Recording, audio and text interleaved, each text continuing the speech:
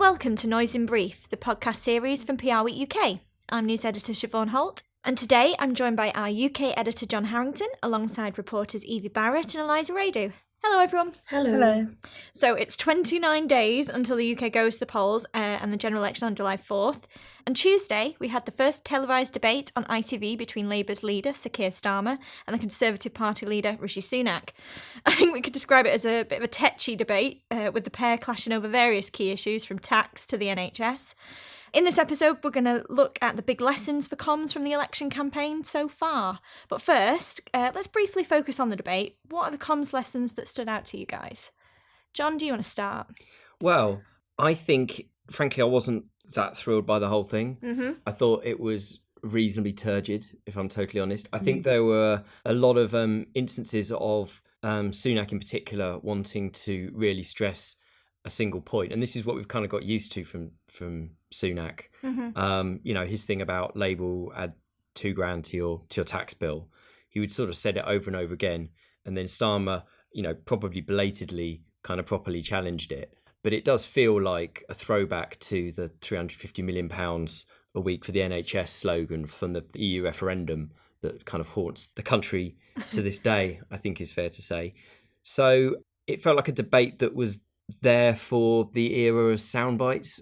I mean, we've had sound bites for, as long as there's been politics, I guess, but it's really been sort of ramped up, I think, in the era of TikTok in particular. And it really looked like Sunak and Starmer, perhaps to a slightly lesser extent, are just there to get the clips that can be used for the social channels by the different parties.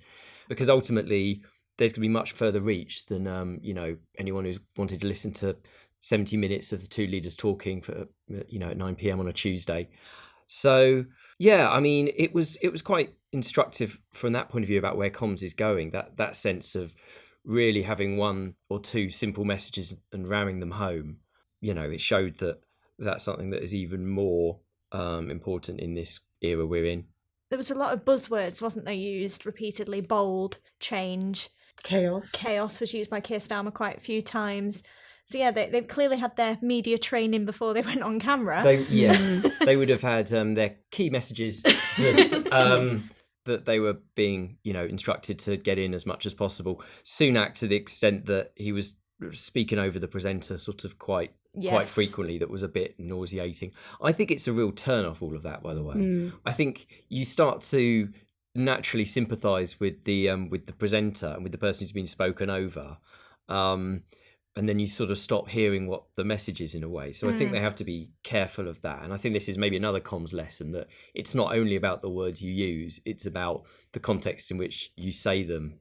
That sense of, I think particularly, I was listening to a podcast today that made this point, that the fact there was like two blokes kind of talking over a woman. Yes. It's not a particularly good look. No, and especially when she was the more polite one, being gentlemen, please. It just reflects quite poorly, doesn't it, on them? Well, this is it. And I think if politics wants to get away from that idea of, they're all the same and it's all just a talking shop, then I think that should be a lesson. And in a way, that can sort of overtake the messages that they want to put across. So they should be wary about that. Yeah. Evie, what did you think, though, about maybe the personal element to it? Was there any approach? Obviously, we say the approach towards the presenter, but what about the audience? Yeah, I think they were kind of trying so hard to get their message across that they didn't sound natural. And I think that's like a big hindrance. I think a lot of the time they were trying to make it sound personal, talking about like their parents' backgrounds and things like that. So Starmer saying that his dad was a toolmaker, Sunak saying that his parents were doctors, pharmacists, which I think on a simple level, they kind of think that'll make people relate to us. But the way that they kind of just use it over and over, it's clear what they're trying to do. And it then doesn't come across as genuine, and no one's really that interested. No, I don't think. No, I agree. And I think for me as well, I did feel Starmer did slightly win maybe on his approach with the audience, because he would use the person's name that he was speaking to more, and I think he was much better at relaying what they'd said in the question, maybe than Sunak did on certain occasions. Yeah, we were talking about this earlier, weren't we? It's this idea of if you want to get a message across, talk about how it makes the recipient feel, what impact it has to them, rather than sort of talking about yourself all the time. And I feel that there are a lot of people that the people who are asking the questions, they seem to be from quite a sort of broad group, and you could imagine in a way at that point they sort of represented everyone who was, I don't know, a young person struggling to find a job, or someone who needs a lot of NHS care, or whatever it might be. So I really think that was a lesson about sort of making messaging like directly relevant to the people who you want to get across to. And I think on the point about how many times Starmer talks about he's the son of a toolmaker sort of thing. It reminds me a bit of if you talk to people in political comms, it becomes a bit of a sort of cliche joke thing about, who was it? Sadiq Khan is often seen as, the number of times he says his dad was a bus driver. I mean, we kind of all know these stories. Yeah. So I can kind of see why it kind of loses its impact after a while. Having said that, a lot of people maybe feel they don't know who Starmer is, whereas we kind of do. But generally his profile compared to other leaders or, significant politicians is perhaps oddly lower, because he is, not seen as a huge personality. So perhaps there is more case to say he does need to sort of hammer that stuff home a bit more, but I don't know. Do you think maybe there could have been light-up notes during the debate? Do you think that was used to their advantage? Personally, I don't really like these US-style election debates. They kind of remind me of like reality TV, so it kind of takes me out of the moment. Okay. For me, the way they presented themselves, I didn't really see them as serious, authoritative figures. Instead, I just kind of saw them as like two school kids squabbling, especially with the presenter having to constantly plead for their attention. What I did find quite interesting though, and it's kind of reminiscent of what you said, how Starmer approached the audience was really good. I liked how he kind of met them at their level. I don't think he was the best of that, but he still kind of seemed more human than Rishi Sunak, because he kind of seemed robotic to me, if that makes sense. Mm-hmm. Do you think they could have used more comedy? There's a time and a place for comedy, and this wasn't the time. I feel like people, especially when you have 40 seconds to get your message across, you have to be concise. I don't think at points Starmer was very precise, and I think that you kind of lose the messaging in that way. Yeah, I would agree on that I felt that Sunak was much better at putting his points across compared to Starmer. I think he was trying to get the personal in, but I don't think he quite achieved it, and he kept running out of time, or that's how it appeared to me anyway, watching it. I think that Sunak played to one of his advantages here, the advantage being that he has set the timings of this campaign. And that is a lesson there in itself. If you can set the parameters of your narrative or the timings of when things are happening, then you get an advantage. The advantage was Labour haven't released their manifesto yet. Labour haven't had as much time to prepare these different policies. So quite a lot of the time, Starmer seemed to put across, he often didn't seem able to really put across the details properly. And he spent a lot more time attacking the Tories. And I think that's probably something that a few people have picked up on, when it was quite clever of Sunak really to sort of constantly say, yeah, but what are you going to do about it? What are you going to do about it? You can't just complain. We're the ones looking to the future. What are you going to do? So in a way, I think that there's that lesson, isn't there, of kind of, do comms on your own terms. Yes. You see what I mean? Yeah. Be control of the timings as much as you can. Yeah. So give yourself that advantage. So yeah, that was one of the lessons, I think. Yeah, and another one as well, which is a similar sort of vein, was that Rishi never really referred back to anything in the past 14 years, as much as Keir tried to bring that in. Apart from the furlough. That was the only real thing that he sort of mentioned in the last 14 years. So he was constantly pushing the narrative forward and really focusing forward. And I think, again, that's another comms lesson, that if you're thinking of your approach, don't focus on the negatives maybe, and maybe keep thinking about how it's moving forward with it. Saying that, Sunak did keep mentioning, look towards the future, what are your future plans? And I think that choice of language was really strong, because it kind of made people doubt, in a way, how strong Starmer's messaging was. Yeah. Because it didn't seem like he had future plans. It's funny, isn't it? Because usually you would expect the challenger in an election to sort of come up fighting with more ideas, more suggestions, and really kind of attack, if you like. Yeah. Whereas there's a funny thing that at the moment, it feels like Starmer is protecting his lead. Yes. Yeah. So he was playing more of a straight bat. He wasn't giving too much away. He was making the right noises. Whereas it's Sunak and the Tories that are constantly throwing these ideas out there. So you've got this kind of strange situation where one is playing attack and one is playing defence for the most part. Yes, yeah. It kind of falls in line with what Craig Oliver, who works for FGS and is a former Downing Street comms director, said in a piece that he wrote for The Times kind of ahead of the debate. And he said if he was advising Rishi Sunak, he would try to make him feel comfortable with the freedom of having nothing to lose, kind of make him seen as the insurgent and come across as open, energised, hopeful, which I think he kind of did. He sort of seemed a bit sort of freer in what he was saying compared to Starmer, who's obviously just trying to kind of protect what looks like could be quite an easy win. But with that approach, I felt like Sunak didn't take it as seriously. He made a few dad jokes. Both of them made a few dad jokes, but Sunak's jokes kind of stuck with me more. I found it quite frustrating that he was kind of laughing when people were asking questions. And throughout the debate, there were a few moments where people kind of just laughed at Sunak for his like outrageous comments. And I think that doesn't instill confidence in anyone. And it's not really the greatest way to kind of communicate a strategy, especially for a general election. Yeah, I think the sort of dad jokes approach probably needs to be done, in small doses, really. I'm not sure it really works. No. So what lessons then do you think, because obviously this is not the first debate that they're going to be having, we're going to have more, and we can't guarantee that these guys will be back on the podium again.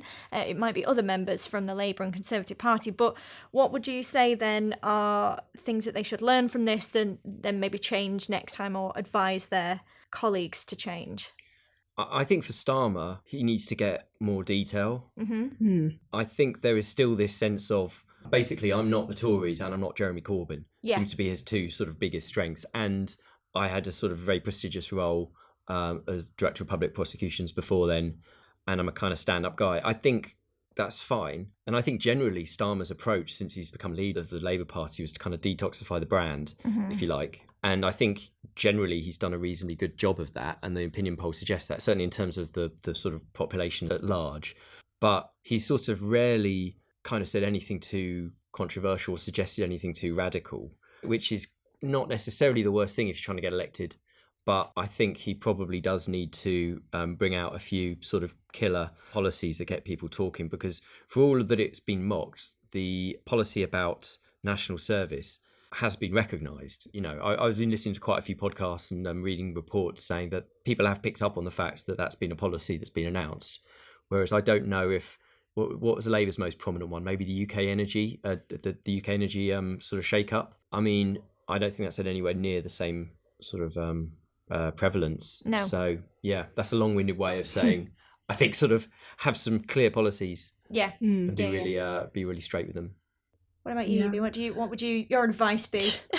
I don't know if it's slightly counterintuitive, but I'd actually say go in with less of a game plan. I think it's just so obvious when they've got these kind of prepared statements and things and it doesn't come across as genuine. I think kind of listen to the conversation that's going on and come up with something fresh as you're talking. Don't just kind of have this plan, I need to say this, because that's not really what the kind of live TV debate format is for, I don't think. I think neither of these two were gifted storytellers, and I know with PR and comms you have to be quite good at storytelling.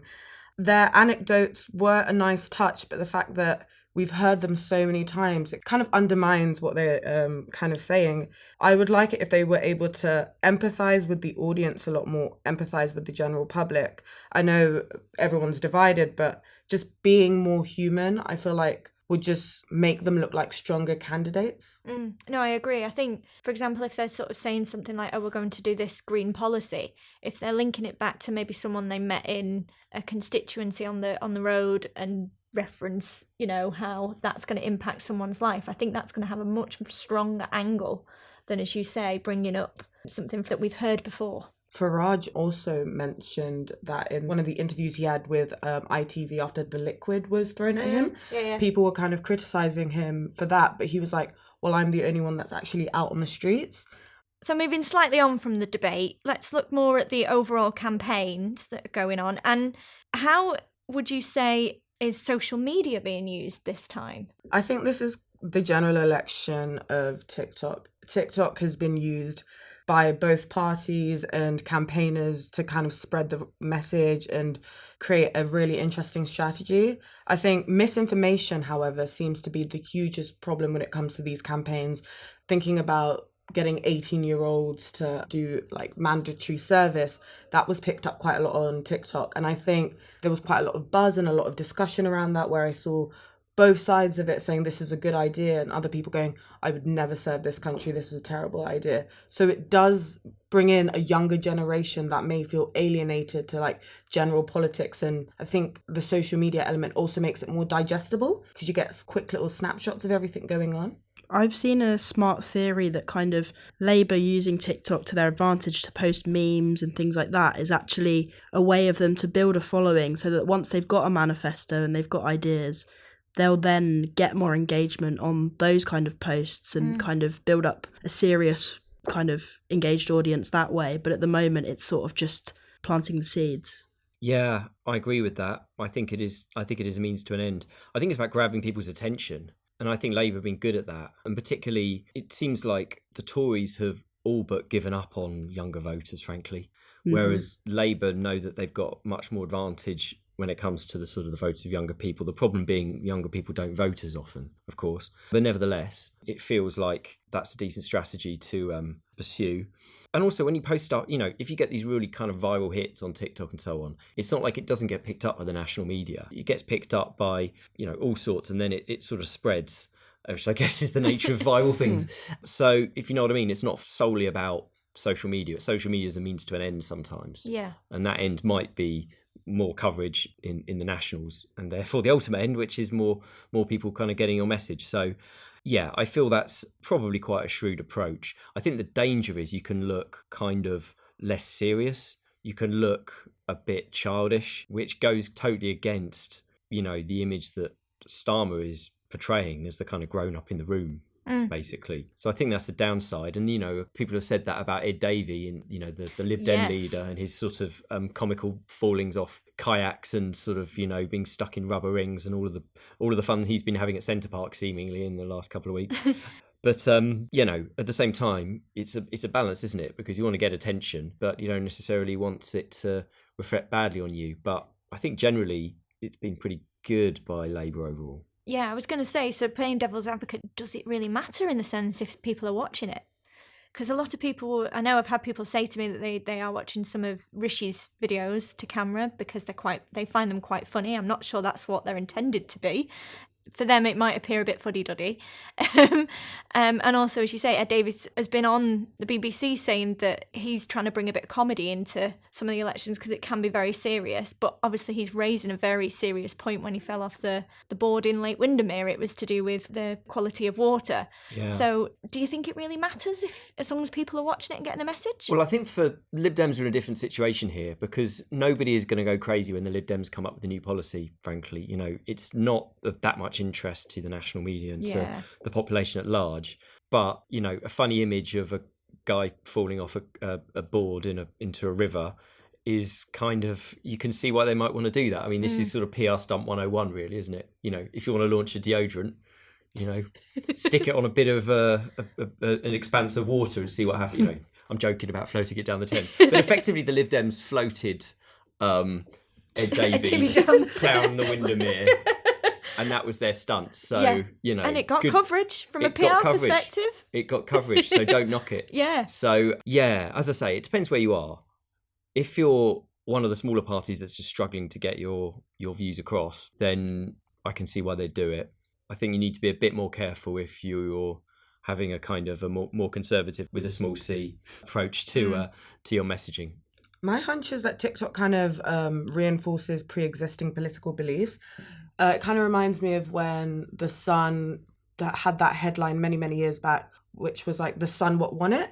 And people used to debate that, oh my God, The Sun newspaper really swayed general election. But I think it was people's views in general that kind of swayed The Sun's point of view in how they broadcasted that election. So I kind of see a similar strategy in the realm of social media. It's also not that different from what we used to see when Twitter was really big, and kind of how you'd end up sort of in an echo chamber following people who sort of believe similar things to you and kind of being fed a lot of that content. I think TikTok's kind of probably more mainstream and reaches a wider audience, but it's the same concept.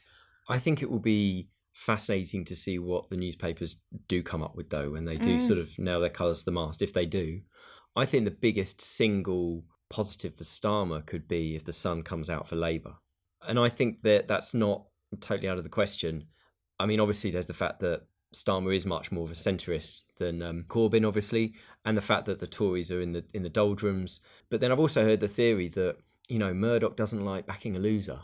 So we put all of these things together, it might suggest that, you know, that could be coming. And I think that would be one of the big stories of the entire election campaign if the Sun does come out for Labour. But we'll see. Well, talking of someone that's definitely had a lot of social media recently, with the incident with the milkshake, was it, in his face? The milkshake.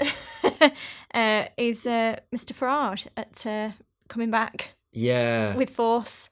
Amazing. The fastest U-turn in election history. Yeah, I mean, it's surprising people will believe him since he repeatedly said he wasn't going to come back and then has. Well, He always does, just in different formats. I think this is the thing. I don't think anyone should ever underestimate Nigel Farage. He's someone he does have instincts for these things, and he's got a plan. You know, it's been said a million times that this is a really bad moment for the Tories with Farage coming back.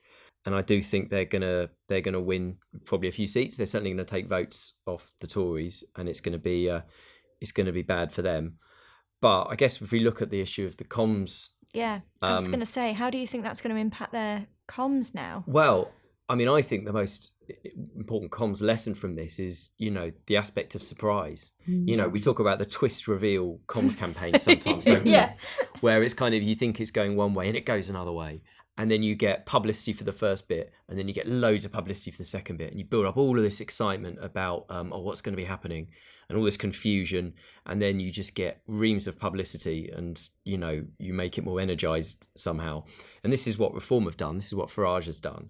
So regardless of his policies and the party's policies, from a comms perspective, you can see why that approach is effective. I feel like he's a really good media personnel.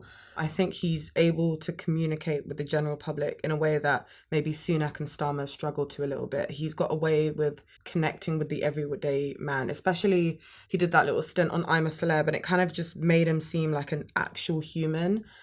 The thing about his strategy, though, is he is the face of it. Whereas with the Conservative Party and the Labour Party, you could call them the face, but I wouldn't really associate Rishi Sunak with the face of the Conservative Party myself. But for Farage, when I think of Farage, I think, Reform UK, I know what his policies are, I know what his beliefs are. He's got such a strong message. It kind of unifies his whole strategy, at least for me. I think when it comes to the communications of election campaigns, it is so much more about the leader these days. I mean, you think about the sort of successful campaigns in the last few decades. I mean, obviously Blair. Education. Well, just his overall comms campaign and the fact that people talk about him and how charismatic he was and all the rest of it. Yeah. And then Johnson, in different ways, has got that. And then you look in other countries, I mean, Trump has got, you know, he's a cult of Trump, really, isn't it? Yes, yeah. And it's almost like you almost have to have that kind of cult, dare I say, slightly messianic persona to kind of really grab the narrative in these situations. And I feel that Starmer and Sunak don't have that, really. And I think Gordon Brown didn't. I'm not really sure David Cameron did. It's quite a rare thing, actually, to have that. And Farage definitely does. So I think here's a lesson. Sometimes the strongest thing can be, you know, personifying your message, having one strong spokesperson for it who just sort of encapsulates what the whole movement is about. And I think that's something that can go way beyond politics. Another big moment of the past week or so has been the issue surrounding Diane Abbott and whether the Labour Party were going to let her stand. This has obviously been quite a challenging time, I think, for Keir Starmer in particular at the Labour Party. What do you guys make of the situation and how it was handled? Well, it looked like it was going to be the first kind of real challenge that Labour have had so far. I mean, they've played a pretty straight bat overall. But then this incident came up. First thing, I think, this again comes down to that point about timing.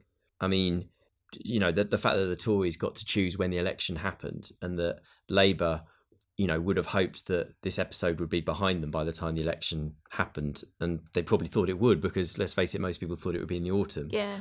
That shows that it was unfortunate timing.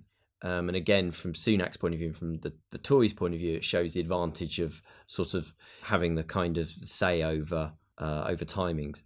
In terms of how they've handled it, I mean, it was obviously difficult for them.